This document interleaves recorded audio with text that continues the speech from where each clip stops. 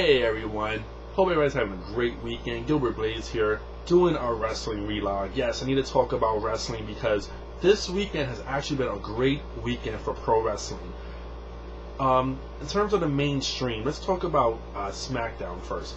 Kane, I gotta say, Kane for the past few weeks has been definitely coming onto his own. He has been owning SmackDown, and his promos has been really, really good. This week on SmackDown, he cut a fantastic promo, and they definitely been doing a great job building the rebirth of the monster again. And I know this has been done so many times. Kane's been a monster so many times, but they've actually been doing a great job the past few weeks. And I am intrigued now with him being the heavyweight champion. I am happy now that he actually is a heavyweight champion because this gives Kane a new life. His promo skills are phenomenal, and I definitely am enjoying it. I hope he does beat Rey Mysterio. I think he will beat Rey Mysterio because, after all, The Undertaker will be coming back, and I see Undertaker and Kane getting into one more feud one last time. But definitely, Kane has been coming onto his own, and I'm happy seeing the promos he's been cutting. So, in terms of indie wrestling, this weekend by far has been a great time for indie wrestling. Friday was the Evolve show, their 4th show, and now I went to the first 2 shows. I didn't go to the 3rd show, but I went to the 4th show on Friday, and the main event was Bryan Danielson versus Bobby Fish, and it was a fantastic show. By far the best Evolve show of the 4. And I gotta say, Gabe takes a lot of crap from people, a lot of internet marks and wrestling marks. They give him a lot of hell, but he definitely put on a great show. And Bryan Danielson was such a great sport. He definitely talked to everyone. He was in a good mood. And the funny thing was, a lot of people, of course, they brought in ties. So everybody brought in ties. They wanted him to take a picture with them getting choked by the tie by him, and he did it with like a good sport. He was really good about it. And I remember during the start of his match when they introduced him, everyone threw like ties in the ring. And so he was smiling and laughing about it. But the guy was a good sport. And, he's going to be hearing that a lot. He's going to be seeing a lot of people wanting to take pictures with him with ties. He's going to be getting that until he comes back to WWE, which I truly believe he is coming back to WWE, maybe in September or October. But I wish I was going to the Chikara show today, and yesterday was Dragongate, and I couldn't go to that. They're both in Philly. I wish I could have gone, but I couldn't. But I know a lot of YouTubers that are going there, so I know they're having a great time. Can't wait to hear all about it. But definitely this weekend has been a great weekend for indie wrestling, and people need to go out and support indie wrestling because the mainstream still isn't the same for me and for a lot of other people.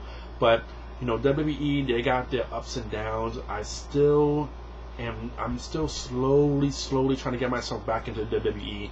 I still refuse to go to any live shows anymore from WWE. The only shows I'll go to is probably WrestleMania or Royal Rumble, but that's about it. But now let's talk about TNA really quickly. Everyone's talking about the whole ECW rebirth. Now, at first, people were like, oh, it's going to be another invasion angle.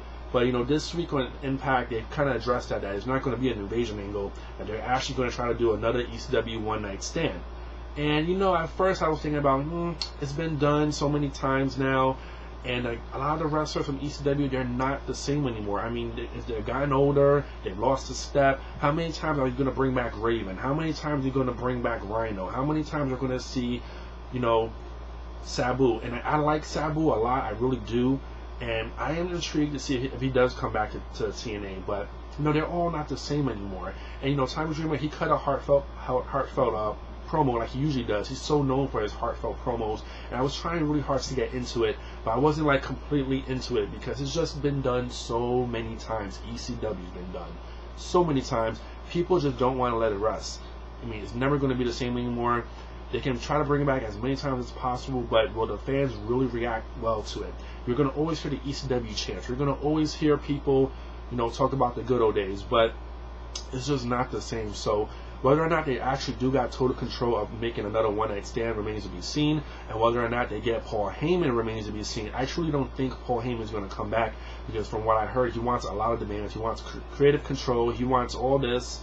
And will he be able to work with Bischoff and Hogan? I don't know about that, but definitely I'm intrigued to see what they're going to do, even though it's been done plenty of times before. But we'll see what happens, and I will be watching because after all, it's pro wrestling, and I just can't help myself. Even if I'm not, following a product, or I'm not really high on a product, if there's wrestling on television, I'm going to watch it because it's wrestling.